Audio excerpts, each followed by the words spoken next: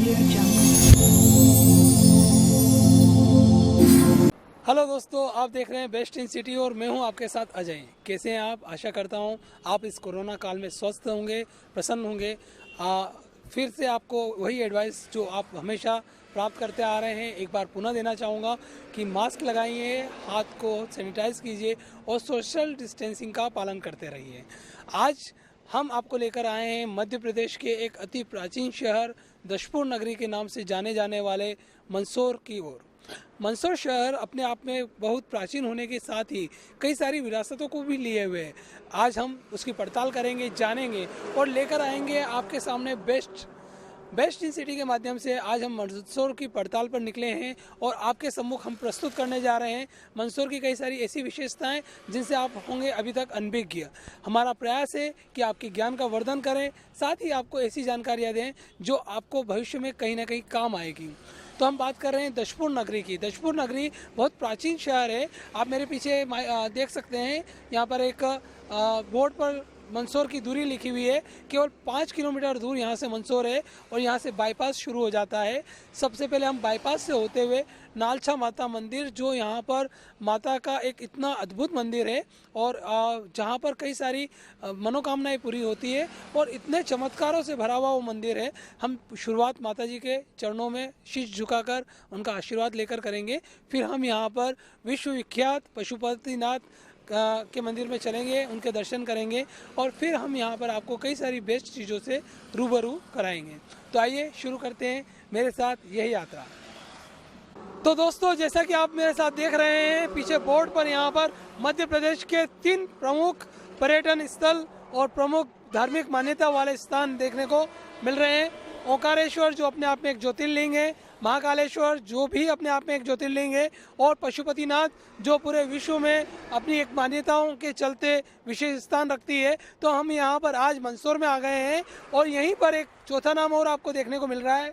आधा किलोमीटर दूर नालछा माता का मंदिर, जिन माता जी के लिए अभी मैंने आपसे बात की थी, अभी हमने आपको बताया था कि वो माता जी जो यहाँ पर अद्भुत चमत्कारों से भरी हुई है, जहाँ पे सबकी सभी मनोकामनाएं पूर्ण होती है, ऐसी माता जी के दरबार में हम जा रहे हैं। हमारी यात्रा का पड़ाव सबसे पहले हम नालछा माता मंदिर और उसके बाद पशुपतिनाथ के आपको दर्शन कराएंगे। आप हमारे साथ बने रहिए। साथ ही यहाँ पर जो 2 अन्य ज्योतिर्लिंग के बारे में भी सूचना मिल रही है, महाकाल और ओंकारेश्वर। हमारा प्रयास रहेगा बेस्ट इन सिटी के माध्यम से आपको भी इन दर्शनीय स्थलों के दर्शन कराएं।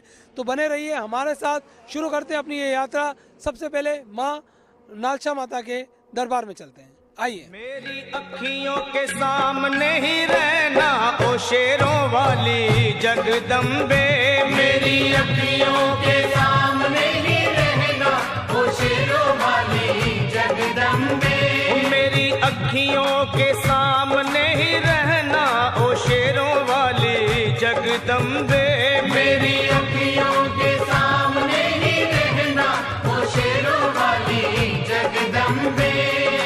हम तो हैं चाकर मैया तेरे दरबार के।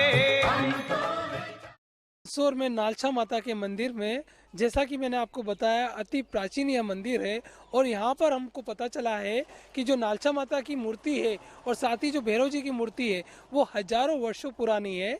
साथ ही रामायण काल में राजा दशरथ के द्वारा यहाँ पर एक बंगले का भी निर्माण किया गया है। हमारे यहाँ पे स्थानीय व्यक्ति हमसे जुड़ रहे हैं। आइए हम जानना चाहते हैं इनसे कि यहाँ पे क्या पौराणिक महत्व है और कितना प्राचीन ये मंदिर है। आपका स्वागत है हमारे चैनल पे। आप बतलाएंगे ये जो मूर्तियाँ ये कितनी पुरानी है? ये मूर्ति बहुत पुरानी है और राजा दशरथ के हाथ की स्थापना है। और ये सरवन तालाब जो है, इस तालाब के माध्यम से माता जी ने यहाँ जगह पसंद आई है और यहाँ फिर स्थापना राजा दशरथ से विनती की है माता जी ने। तो फिर राजा दशरथ ने यहाँ पे उस मूर्ति की स्थापना की है। भैरू जी और माता जी एक ही गादी के ऊपर विराजमान है। बड़ा ही अद्भुत मतलब संयोग है यहाँ पर कि भैरू जी और माता रानी दोनों एक ही गादी पर यहाँ पे विराजित। साथ ही राजा दशरथ ने अयोध्या से दशपुर नगरी में आकर इस मूर्ति की स्थापना यहाँ पर करी थी और उनके द्वारा निर्मित यहाँ पर एक बंगला भी है। आइए हम देखते हैं अंदर से मंदिर कितना प्राचीन है और कितना भव्य है। तो अब हम आ गए हैं यहाँ पर राजा दशरथ के द्वारा बनाए गए एक बंगले जो एक दरबार टाइप एक स्थान है यहाँ पर। यहाँ के स्थानीय नागरिक इसे बंगला कहते हैं, लेकिन देखने में आ रहा है वास्तव में बहुत पुराना और प्राचीन ये यहाँ पर बना हुआ है। लेकिन चूंकि काफ़ी पुराना है तो मरम्मत की इसको आवश्यकता है, नीड है। और यहाँ पर मरम्मत के लिए देखिए काफ़ी संभावना है, ना तो यहाँ पे फर्श है और ना ही यहाँ पर इन दीवारों को संजोने के लिए, इनको व्यवस्थित करने के लिए कोई प्रयास किए गए हैं, ना ही किसी प्रकार का रंग रोगन है। और ऐसी पुरातत्व अगर यहाँ पर एक इमारत हमारे बीच है तो उसको संजोने के लिए पुरातत्व विभाग बनाया गया है और उसका यही कार्य होता है कि ऐसी प्राचीन इमारतों को संजो कर रखे। लेकिन मंदसौर में ये देखने को मिल रहा है कि प्रशासन और पुरातत्व विभाग इस ओर ध्यान नहीं दे रहा है, जिसके कारण आज यह भवन जो एक बंगले का नाम जिसको दिया जा रहा है, राजा दशरथ के द्वारा निर्मित यह बंगला है, लेकिन आज यह जर्जर अवस्था में है और कभी भी ये गिर सकता है, धाराशायी हो सकता है। इसको मरम्मत की बहुत नितांत आवश्यकता है और साथ ही इस धरोहर को यहाँ संजोने की आवश्यकता है। आइए अब हम चलते हैं नालछा माता के मंदिर की ओर। हम तो हैं क्या कर मैया तेरे दरबार के, हम तो हैं चाकर मैया तेरे दरबार के। ओ भूखे हैं हम तो मैया, भूखे हैं हम तो मैया, बस तेरे प्यार के। मेरी अखियों के सामने ही रहना ओ शेरों वाली जगदम्बे, मेरी अखियों के सामने ही रहना ओ शेरों वाली जगदम्बे। आ गए हैं जगदम्बे माता के दरबार में। नाहर सिंही माता के नाम से जानी जाने वाली यह नालछा माता, जिसे लोकल में नालछा माता के रूप में जाना जाता है। नाहर सिंही मतलब शेर पर सवार यह माता है। जैसा कि हम देखते आए हैं, जानते आए हैं कि दुर्गा माता जो है, अम्बे माता जो है, उनकी सवारी सिंह है और यहाँ पर सिंह पर सवारी माता जी का मंदिर है। और सबसे बड़ी बात यह अति प्राचीन मंदिर है, राजा दशरथ के द्वारा यहाँ पे मूर्ति की स्थापना की गई है। तो आइए हम मंदिर तक पहुँच चुके हैं। यहाँ पे आप देख सकते हैं, जय हो माता रानी की। यहाँ आप देख सकते हैं दो यहाँ पर दीप स्तंभ है और उसके अलावा यहाँ पे माता जी का पूरा मंदिर है। आप देखिए यहाँ पे पुजारी जी भी हैं, हम उनसे जानना चाहेंगे कि मंदिर की क्या विशेषता है। बहुत अद्भुत मंदिर है यहाँ। अखियों के सामने ही रहना माँ शेरों वाली जगदम्बे, मेरी अखियों के सामने ही रहना माँ शेरों वाली जगदम्बे। विनती हमारी भी अब करो मंजूर माँ, विनती हमारी भी अब करो मंजूर माँ, विनती हमारी भी अब करो मंजूर माँ, विनती हमारी भी अब करो मंजूर माँ। ओ चरणों से हमको कभी, चरणों से हमको कभी करना ना दूर माँ। मेरी अखियों के सामने ही रहना माँ शेरों वाली जगदम्बे, मेरी अखियों के सामने ही रहना माँ शेरों वाली जगदम्बे, मेरी अखियों के सामने ही रहना माँ शेरों वाली जगदम्बे। मेरी अखियों के सामने ही रहना माँ शेरों वाली जगदम्बे। मुझे जान के अपना ही बालक सब भूल तू मेरी भुला देना, मुझे जान के अपना ही बालक सब भूल तू मेरी भुला देना, मुझे जान के अपना ही बालक सब भूल तू मेरी भुला देना। जैसा कि हम देख पा रहे हैं यहाँ पे माता जी भैरव जी के साथ में स्थापित है, मतलब एक ही आसन पर दोनों विराजित हैं। यह बहुत दुर्लभ होता है कि माता जी और भैरव जी का स्थान एक साथ हो। यहाँ पर हमको यह स्थान देखने को मिल रहा है। साथ ही यह चीज़ भी सामने आ रही है कि जो मूर्ति है यह अति प्राचीन है। यहाँ पर किसी को ये मालूम नहीं है कि इसकी स्थापना कब हुई थी, लेकिन ऐसी किंवदंती है, ऐसी मान्यता है कि राजा दशरथ के सपने में आकर माता जी ने उन्हें आदेश दिया था कि मेरी यहाँ पर मूर्ति की स्थापना करें। अयोध्या से दशपुर नगरी आकर राजा दशरथ ने यहाँ पर माता जी की मूर्ति और भैरव जी की मूर्ति को स्थापित किया और एक ही स्थान पर दोनों विराजित हैं। इनको पुराणों में दुर्गा सप्तशती में यह एक प्रसंग आता है जहाँ पर भैरव और दुर्गा माता अगर एक ही स्थान पर स्थापित है तो वहाँ पे माता को पद्मावती देवी के नाम से भी जाना जाता है। और यह इस मंदिर के बारे में हमको विस्तृत जानकारी के लिए यहाँ पर हमारे पास पंडित जी जुड़ रहे हैं। आइए हम पंडित जी से बात करते हैं, वो बतलाएंगे कि ये मंदिर कितना प्राचीन है और उसकी क्या विशेषता है। आपका बहुत बहुत स्वागत है हमारे चैनल पर। पंडित जी, आप बताइए ये कितनी पुरानी मूर्ति है और यहाँ की क्या विशेषता है।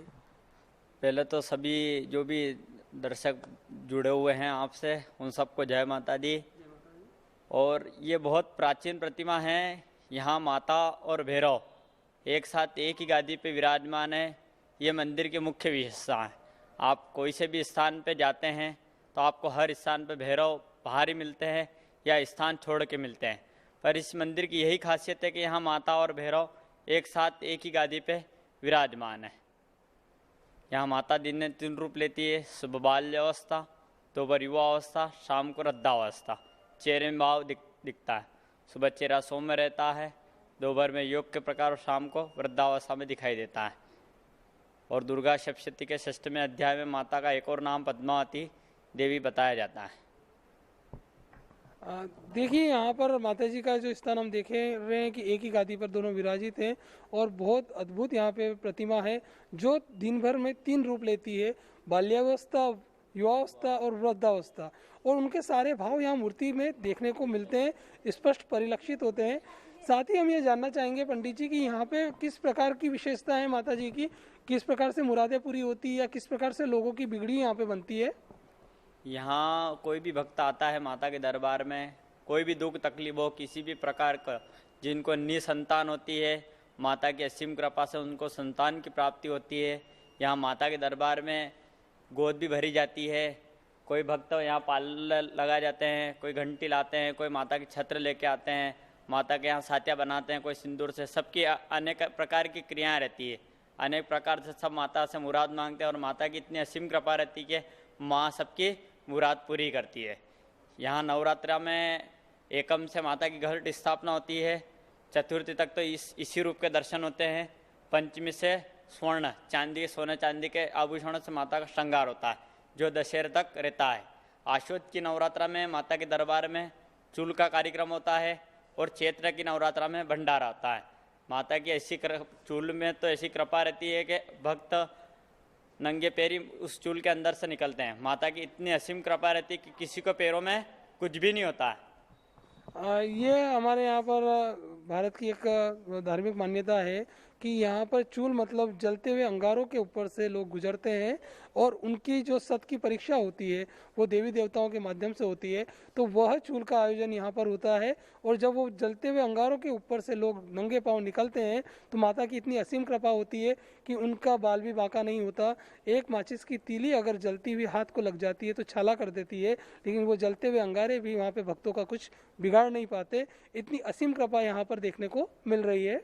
आइए हम और यहाँ पे जानते हैं कि और क्या क्या स्थितियाँ यहाँ पर है। हमको यहाँ पे पता चला है कि यहाँ पे मनोकामनाएं पूरी होती है, जो निसंतान है उनकी गोद भराई होती है और माता की असीम कृपा से लगभग सारे बिगड़े काम यहाँ पर बनते हैं।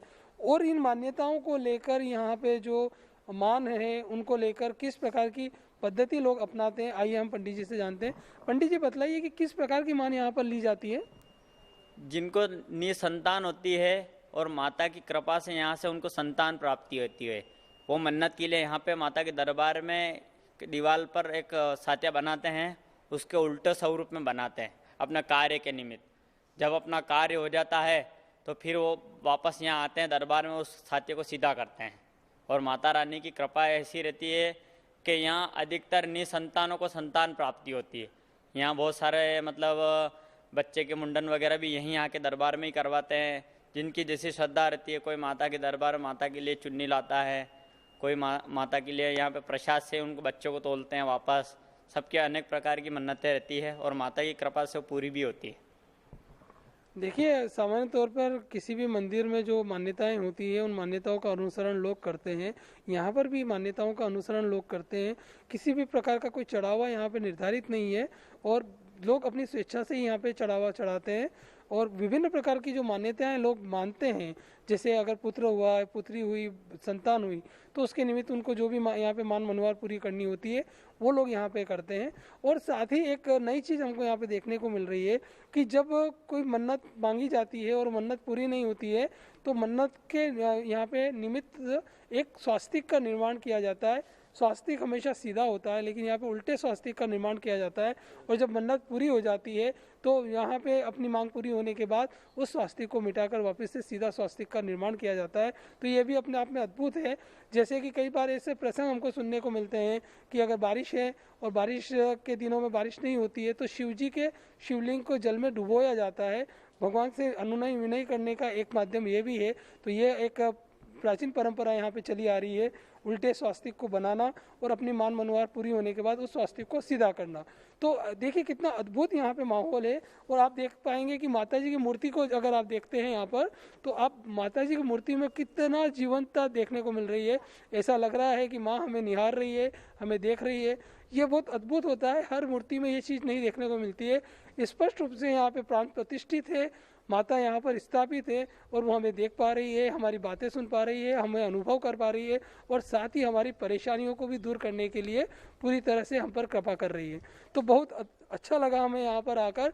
और यह हमारी यात्रा का पहला पड़ाव, मंदसौर की यात्रा का हमारा पहला पड़ाव है नालसा माता का मंदिर। आज हम आपके बीच में हम साझा कर रहे हैं।